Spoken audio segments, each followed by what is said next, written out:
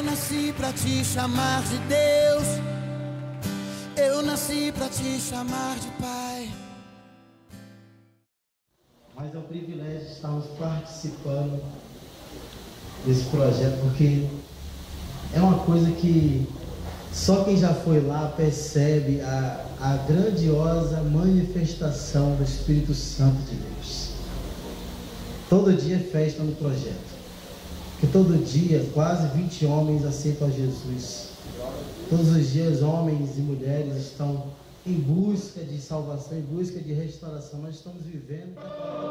Eu nasci para te chamar de Deus, eu nasci para te chamar de Pai.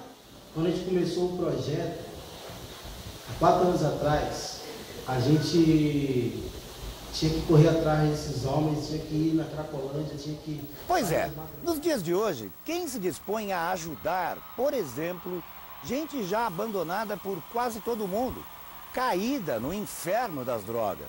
Aqui na região da Cracolândia, em São Paulo, há cristãos enfrentando esse desafio. Todo santo dia. Muitos são ex-drogados, no último estágio de um processo de recuperação. O projeto da Igreja Evangélica Batista, que ganhou o nome de Cristolândia, foi idealizado há 5 anos por este pastor. Ele próprio, um ex-usuário de cocaína, limpo há 28 anos. 28 anos longe das drogas. Aqui não existe religião, aqui não existe cor, nada. Pode vir todo mundo, entra, toma café, almoça, janta com a gente. Nós temos eles como parte da família, são nossos irmãos em Cristo. Então eu não vou jogar meu irmão na rua. Então eles não têm aqui pressa de ir embora.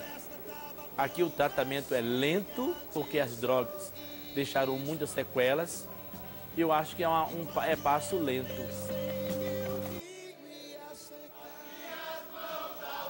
Somando o pessoal dos projetos de Recife, Brasília e Belo Horizonte, já são quase 800 vozes. E tudo começou por acaso, um dia, conta o filho do pastor. A gente resolveu do nada pegar um violão e cantar Nada Nem do Sangue no final. E a igreja chorou, foi um chororô, vendo esses meninos levantando as mãos, dizendo que é livre. Sim. E daí diante só foi mais bênção, mais homens. Os de branco estão no começo.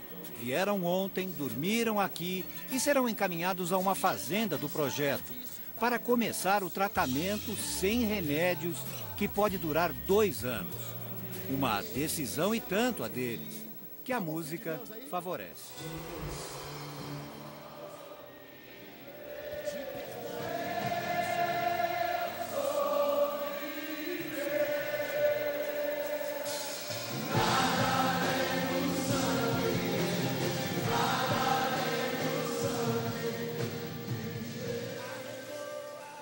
A canção que deu origem ao coral é de um dos maiores astros do gospel no Brasil, Pastor Fernandinho.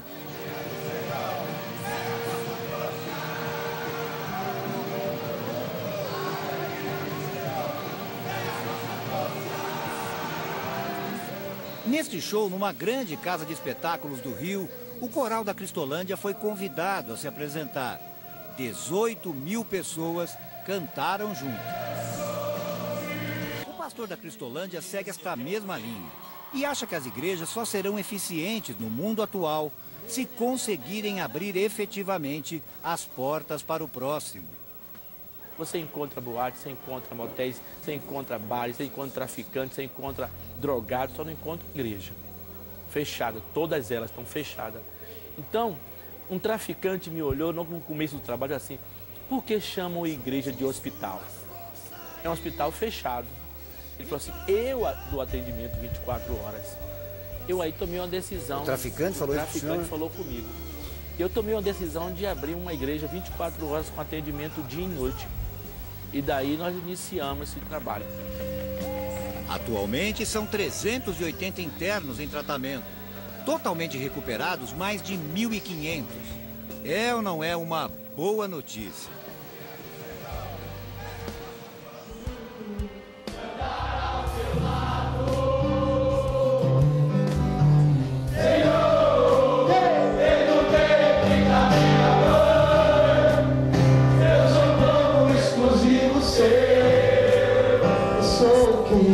Eu sou abençoado.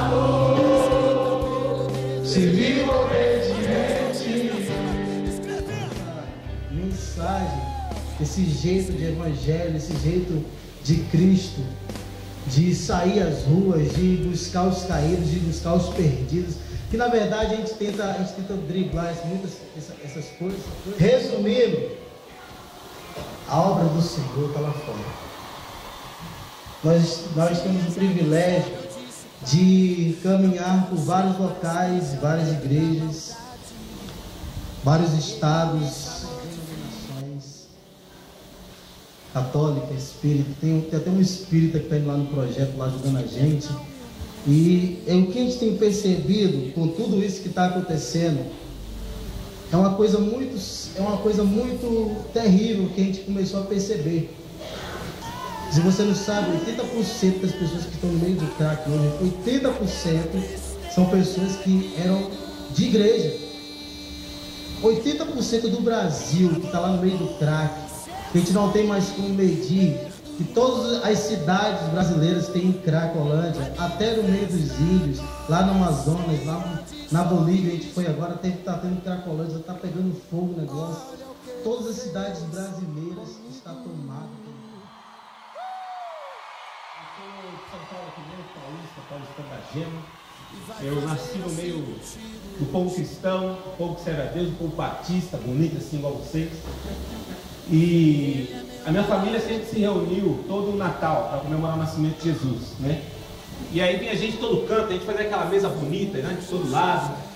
E quando eu me lembro no último Natal de 2000, na virada do milênio de 2000 para 2001, eu deixei minha família, deixei todo mundo para estar com pessoas que não têm Jesus no coração, que não amam a Deus. Eu esqueci o Salmo primeiro.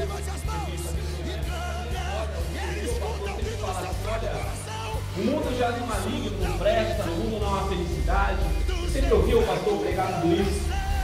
E quando eu saía, eu voltava da EBD, no caminho, eu passava no meio dos bares, aí eu via aquele pessoal feliz, contente, sorrindo, com som alto.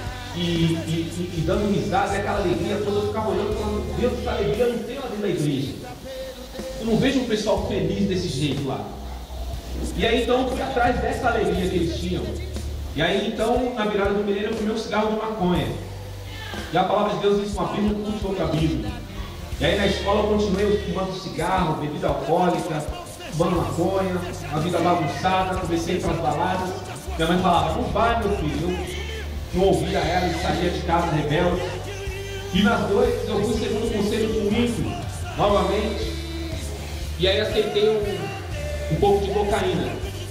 Cheguei a uma carreira de cocaína. E aí então as coisas foram melhorando. Porque droga, se fosse ruim mesmo, ninguém usava. Ruim são as consequências delas são péssimas. As consequências delas são sempre piores, cada vez mais piores.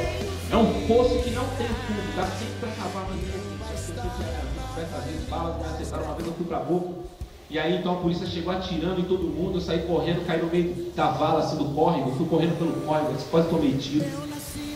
Enfim, muita coisa me aconteceu. Se for falar aqui vai se estender bastante. Mas Deus, ele tinha um plano na minha vida. Depois de 10 anos nas drogas, eu comecei a me lembrar que a verdadeira alegria só existia dentro da igreja. Eu comecei a me lembrar que realmente a alegria, aquela alegria falsa que o mundo passa pra gente, é algo artificial.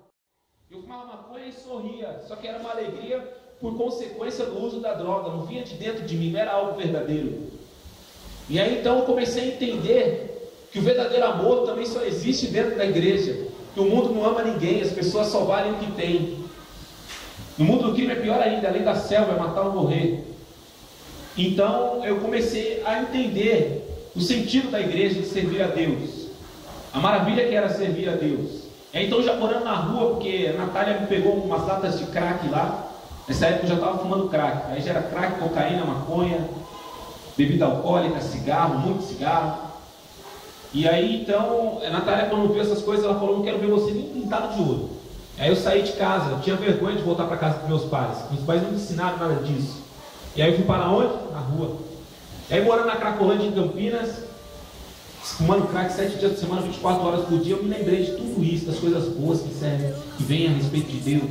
E Deus começou a falar no meu coração: clame a mim, responder-te-ei, anunciar-te-ei coisas grandes, firmes que não sabe. E eu comecei a clamar a Deus. Depois de 4 internações, ter tentado muita coisa, o mundo ensina para largar das drogas, eu entendi que o verdadeiro homem, o homem escolhido por Deus, só pode ser liberto por Deus, pelo poder que há no Evangelho. Deus, ele não vai dividir a glória dele com ninguém. Se eu me libertasse com NA, 12 passos, uma coisa assim, a glória não ia ser de Deus, ia ser com NA, ia ser dos psicólogos. Mas foi Jesus que me libertou. Jesus Cristo, ele mudou a minha história. E chegando na Cristolândia, eu conheci a Cristolândia com DVD. Minha irmã foi no batismo, comprou o DVD, levou para casa, falou: vê isso aqui. Aí eu vi o culto e tal, aquele culto bonito. Eu falei: rapaz, quero ir para esse lugar, quero ir para essa igreja aí. Fui para São Paulo, cheguei em São Paulo, na Cracolândia, cara. Pensei que eu me veria para Cracolândia. A porta abria, tinha um traficante na minha porta, lá na nossa porta. Muita gente fumando crack, aquele cheiro, uma loucura. Falei: Deus, como é que eu vou ligar na droga dentro da Cracolândia? Mas Deus, ele não me tirou de dentro da Cracolândia para me libertar das drogas. Ele mudou a minha história lá dentro. Comecei a ajudar outras pessoas. E aí, lendo a palavra de Deus, eu entendi que nós somos a geração eleita por Deus, sacerdócio real, a nação santa, o povo adquirido para anunciar as virtudes daquele que nos tirou das trevas para a sua maravilhosa luz. E eu estava morto espiritualmente, queridos.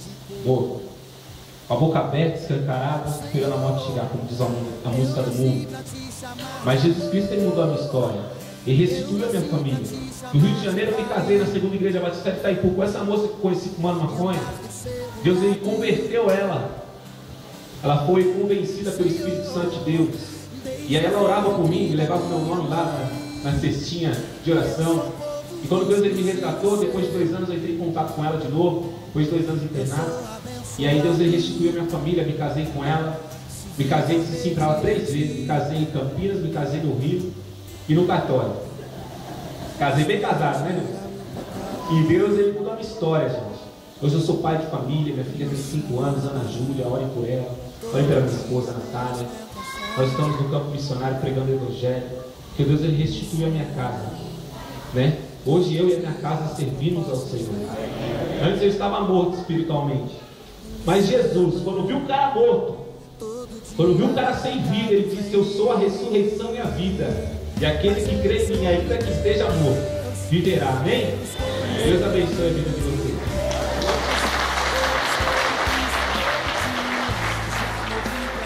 Cristolândia de Salvador ver de pé, presenciar a manifestação da glória de Deus é um momento único da nossa vida.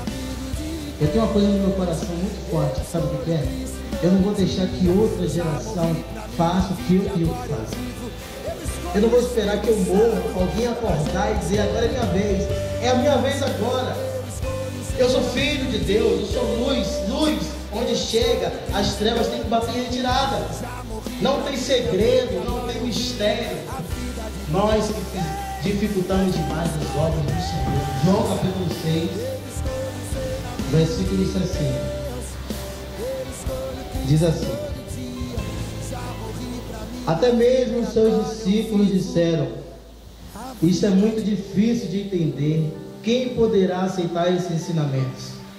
Jesus sabia que os seus discípulos estavam reclamando e disse-lhes: isto perturba vocês? Então o que pensarão vocês se vier a mim, o Filho do Homem, voltar para o céu onde estava antes? Somente o Espírito dá vida, a carne para nada serve. As palavras que eu lhes disse são espírito e vida, mas alguns ainda não creem em mim, pois Jesus sabia desde o princípio quem não cria nele e por quem seria traído. Depois observou, isso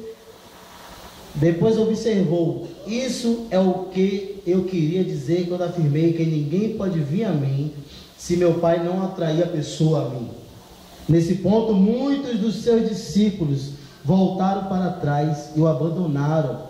Então Jesus voltou para os 12 e perguntou: vocês também não querem ir embora? Simão Pedro respondeu: mestre, quem iremos nós? Só o Senhor tem as palavras que dão vida eterna. Meu Deus do céu, isso aqui é uma obra de engano.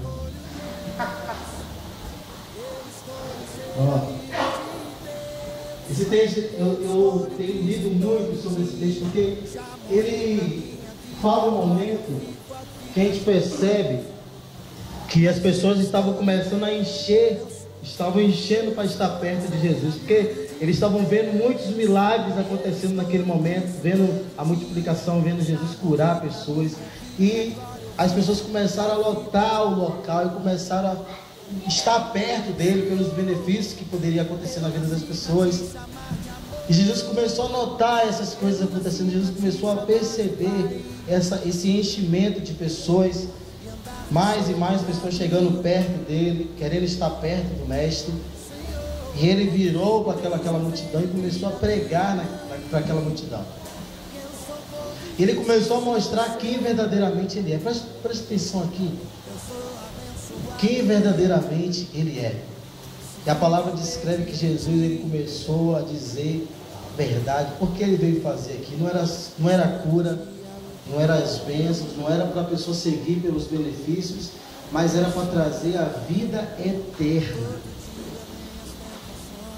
Que era para trazer para a gente que não tinha direito a nada, a eternidade. A gente percebe no texto que quando Jesus começou a dizer quais caminhos que tinham que seguir para obter essa eternidade, começou a ficar muito duro as palavras dele.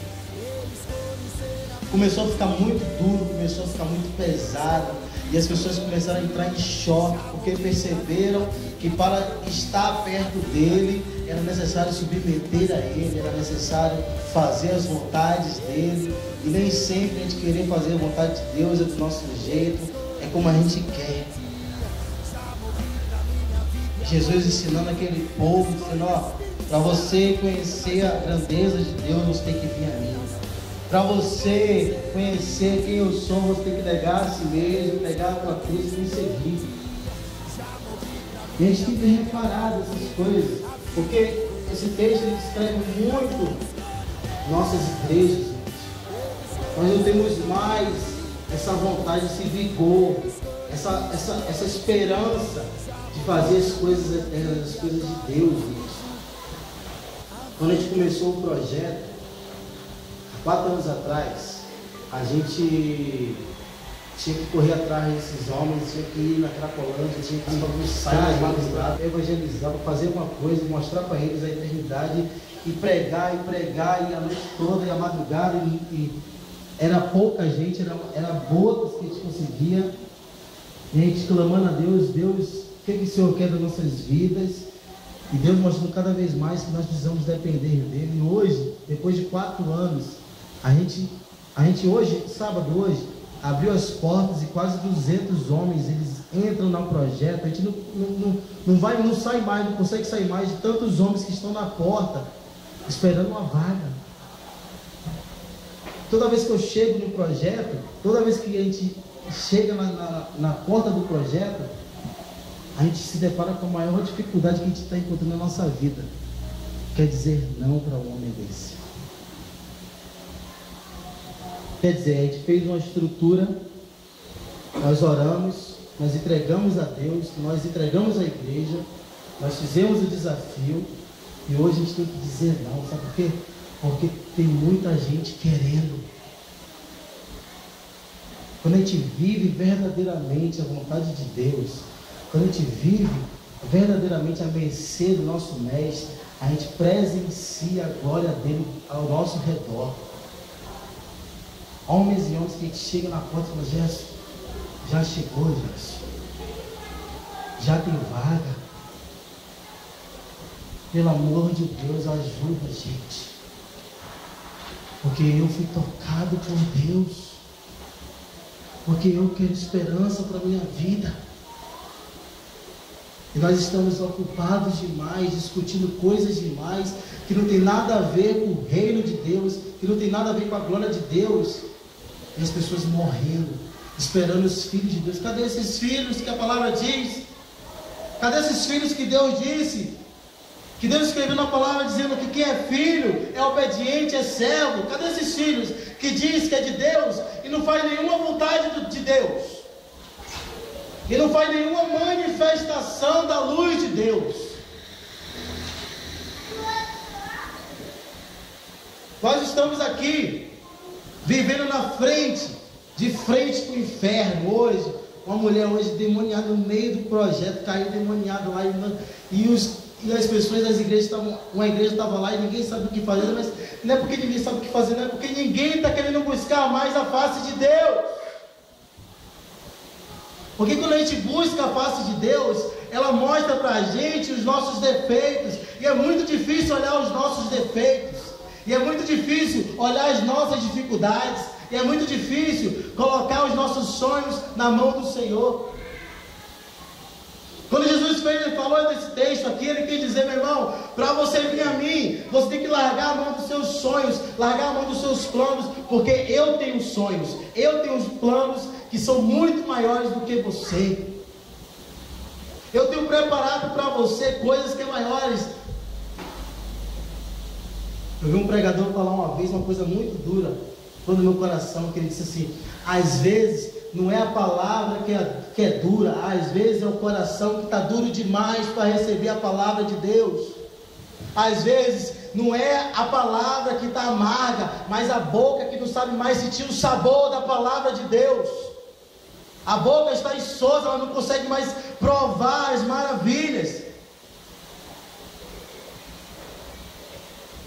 Como a gente sempre tem andado, sempre tem percebido e sempre tem conversado com pessoas de igreja, a gente percebe alguns que eles parece que eles vão viver aqui neste lugar na terra para sempre. Parece que a vida deles aqui vai ser para sempre, porque eles não pensam no próximo, não há mais uma visão para fora, não há mais uma visão para esses homens. O que seria desses homens hoje se pessoas não dissessem: Deus, seja feita a tua vontade, seja feita a tua vontade, Deus. A gente foi numa igreja agora, lá em Curitiba, estivemos com um pastor lá e observamos a batalha que a igreja estava vivendo, a batalha de membros contra pastor, o pastor abalado, não conseguia nem falar na igreja, uma batalha espiritual, uma batalha travada dentro da própria igreja, irmãos brigando, coisas demoníacas. Perdeu-se a intensidade, perdeu-se a vontade de dizer: Deus, eu quero viver a tua vontade. Meu irmão, desde que eu larguei tudo, larguei todo o meu sonho, todos os meus planos na Bahia, eu tenho vivido o melhor de Deus em mim. Eu tenho vivido a minha casa sendo feliz, minha casa sendo restaurada, minha família sendo restaurada. Sabe por quê? Porque quando a gente toma conta das coisas de Deus, Ele toma conta das nossas coisas. Ah, mas minha família está destruída, está nas drogas, meu filho, meu parente está destruído, minha casa, meus filhos não vêm, não conseguem vir para a igreja. Sabe por quê, meu irmão? Porque nós precisamos deixar na mão de quem faz as coisas certas.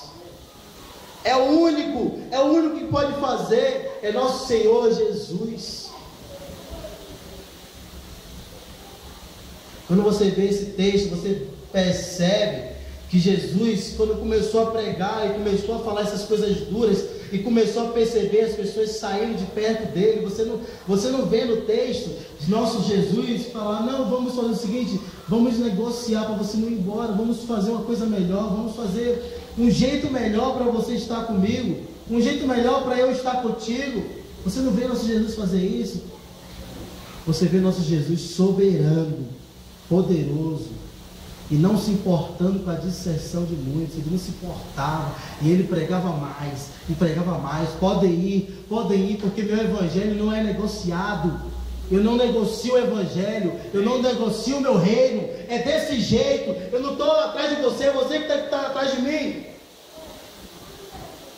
É você que tem que viver por mim. É você que tem que negar a cruz, negar a si mesmo, pegar a cruz e me seguir.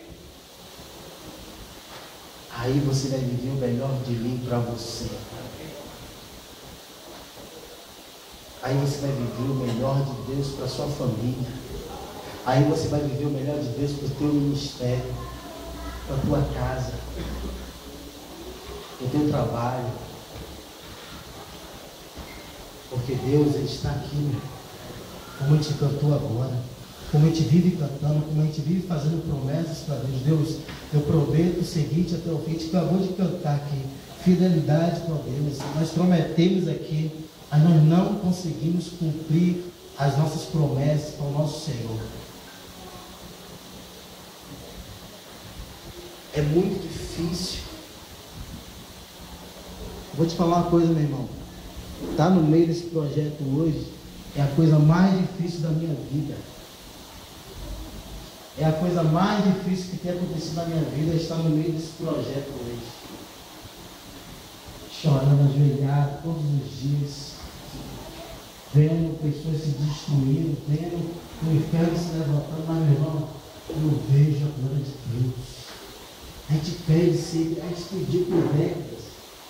Eu sempre observei que nós batistas pedimos por décadas avivamento. Cantamos por décadas essa música. Aviva-nos, Senhor. Eis nossa petição. Acende o fogo. Para onde? Como de novo? Aviva-nos, Senhor. É nossa. Acende o fogo em cada. E Deus disse, meu amigo, eu estou aqui. Eu quero avivar você. Eu quero acender o fogo do alto céu e colocar no teu coração. Mas você tem que abrir ele. Eu estou aqui. Nesse texto, quando Jesus viu a dissensão, vendo o povo saindo de perto, vendo as pessoas se afastando de perto dele, você vê o nosso Jesus, com toda a sua autoridade, olhar para os 12, aqueles que estavam com ele sempre, aqueles que caminhavam verdadeiramente com ele, olhar para aqueles 12 e dizer assim, meu irmão, você não quer aproveitar a deixa e ir embora também não? É de chocar. Aqueles que estavam caminhando cada vez mais com ele dizer, meu irmão, aproveita agora que está todo mundo indo e vai junto. Aproveita. Porque para estar comigo tem que ser guerreiro. Para estar comigo tem que ser lutador. Para estar comigo tem que sonhar. Que a palavra diz lá em Isaías que até os velhos sonharão. Nós temos em Brasília uma radical de 87 anos, uma missionária que largou tudo para estar lá no meio da Cracolândia de Brasília. Até os velhos sonharão. É o tempo do Senhor nas nossas vidas. Nós precisamos cada vez mais buscá-lo com intensidade. Quando Jesus disse isso, a palavra diz que Pedro foi tomado pelo Espírito Santo de Deus de uma forma tão grande, tão usada. Porque quando a gente fala para Deus, Deus, a gente está cedido à tua vontade, o Espírito Santo ele se enche tão forte nas nossas vidas que a gente começa a ser usado por Deus. A gente começa a transformar tudo ao nosso redor pelo Espírito Santo que é em nós. E Pedro foi usado pelo Espírito Santo naquele momento e disse assim, mas Senhor, aonde iremos? Se só o Senhor tem a palavra de vida eterna. O que faremos se só o Senhor tem o lugar certo a nos dar?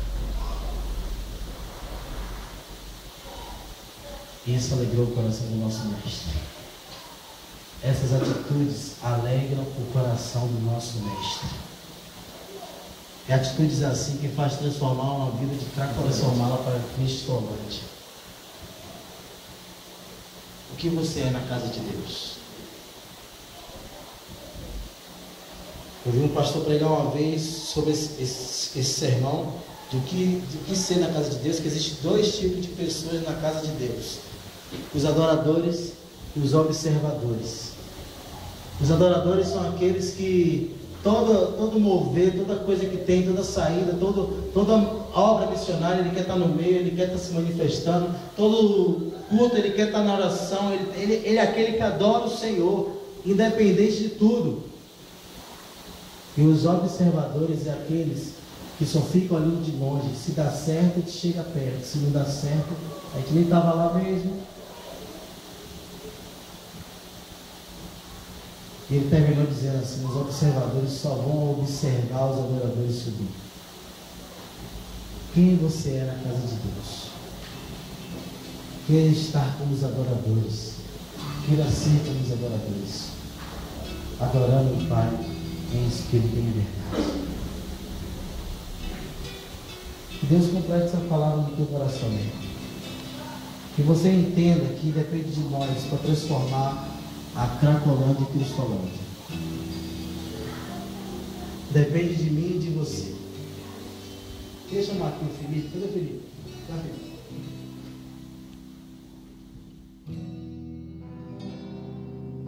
Todo dia o pecado resta, mas o que todo dia as propostas vêm,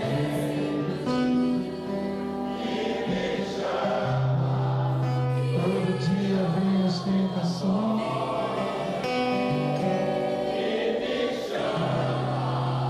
todo dia o pecado vem.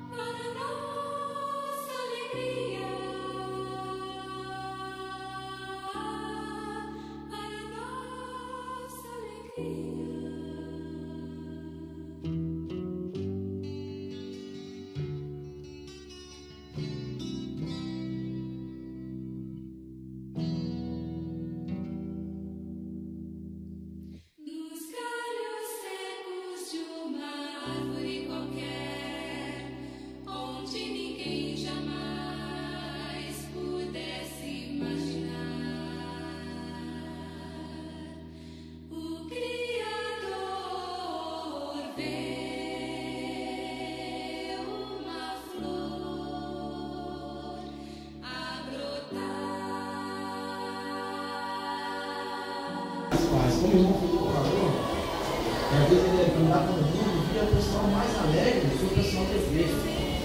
Sobre isso, o pastor Roberto conta um testemunho. Ele foi na casa de uma irmã, e ele conversando com essa irmã, a criança brincava, e por lá minha mãe falava: criança, vai fazer o dever de casa? Eu já vou, mãe, e não ia. Quando foi um certo momento, a irmã falou para a criança: vai fazer o dever de casa, senão eu vou te levar para o culto de oração. Eu já vou. Ela foi rápida, ela não queria ir para o culto de oração. Né? Então, por esse motivo, o apóstolo Paulo fala, né? Ele se fez de fraco para ganhar os fracos, fez isso para ganhar aqueles, fez isso para ganhar aquilo outro. Mesma coisa é Cristolândia. O Ministério Cristolândia tem feito de tudo, tem usado de tudo para ganhar alguns, no caso aqui, muitos. Então, uma das formas é o pagode também. Amém?